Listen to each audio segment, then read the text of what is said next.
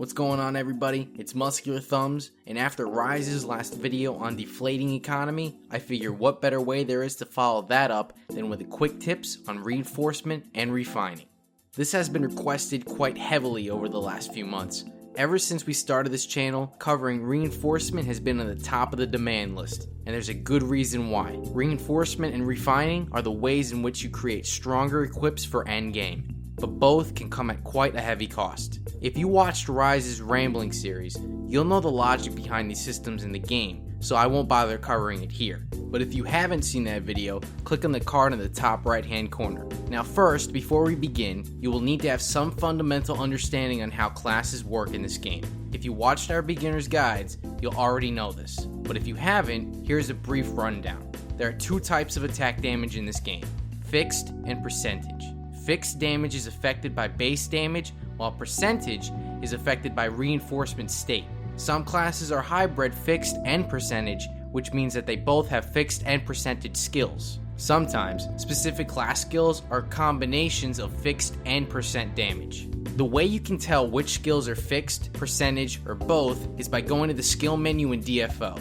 Look at the options description tab, and underneath there, you should see one or two numbers. It's pretty easy to tell whether a skill is percentage or not just from here. If you see a percentage sign, then it's obviously percentage, and if you don't, it's fixed. Sometimes you'll see both, as you can see in Rise's option description for Flame Void Volcano. Now that you have an understanding as to how to go about figuring if you are mixed percentage or fixed class, it's time to move on to understanding reinforcement and refinement. Reinforcement is the system that you use for percentage class characters. Elementalist, for example, is heavy percentage, so this is the route you would want to go with. Refinement is used for fixed classes, so if you have a pure fixed class like Chaos, this is the option for you. And some classes require both refinement and reinforcement. You can access reinforcement via Kiri and refinement via Suju. Also, you can't start to refine equips until you reach the level 70 time gate area, just so you're aware. With the basics covered, let's move on to details about refinement. I'll cover these first because it'll be easier to deal with. Now, I consider refinement much easier to deal with since it requires only powerful energies. You can get powerful energies just from running through tournament dungeons, as you can see on the screen right now. The max refinement is currently 7, and every progressive refinement requires a larger amount of powerful energies. I consider refinement the lesser of the evils. It doesn't require gold, and your weapon has no way of breaking. Once you reach refinement, even if you fail, you won't lose anything besides powerful energies. So this means there's no chance of going from refinement +5 to +4 after a failure. Another neat thing about refinement is that it boosts abnormal status effects. So if you are a class that deals with a lot of those, refinement might be beneficial to you.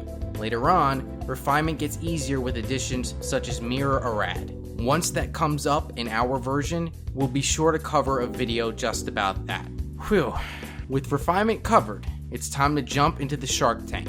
Kiri's reinforcement, the most evil gold sink that exists in this game. I'll put down some facts first. Kiri's reinforcement can theoretically go to infinity. There's no hard cap like refinement. The first 3 levels of Kiri's reinforcement have no chance of failure, while the rest do. This means from +0 to +4, you should not be able to fail. From +4 to +7, there's a chance of failure, which will make your equip lose an upgrade level. From +7 to +10, the failure penalty is losing 3 upgrade levels. That means that if you fail at reinforcement +10, you will go back to +7. Now anything above 10 has a failure penalty of breaking your weapon. The chance of success goes down dramatically too. Getting a +17 is basically impossible, so I wouldn't even bother trying. If you want the specific numbers and chance of success, you can either pause the screen now, or go to the DFO wiki page that I'll link below.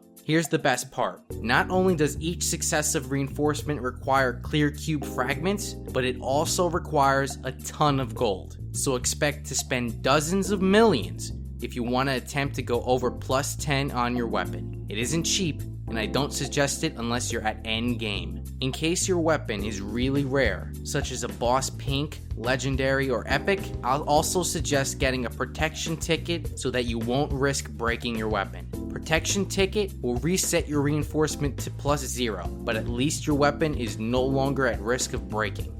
Now that you have a clear understanding of how reinforcement and refining works, here's some miscellaneous tidbits. There are items that you can use to grant refinement or reinforcement to items. The +X reinforcement ticket or refinement ticket exists on the auction house if you would want to purchase them. Later on, we might get a +11 or +12 refinement ticket or anything above +5 refinement ticket. So if you don't want to risk your weapon breaking or depend on luck, definitely save up for those. Now, that's pretty much it. Hope you guys enjoyed this small lesson on reinforcement and refinement. I think it's time to grab a sub.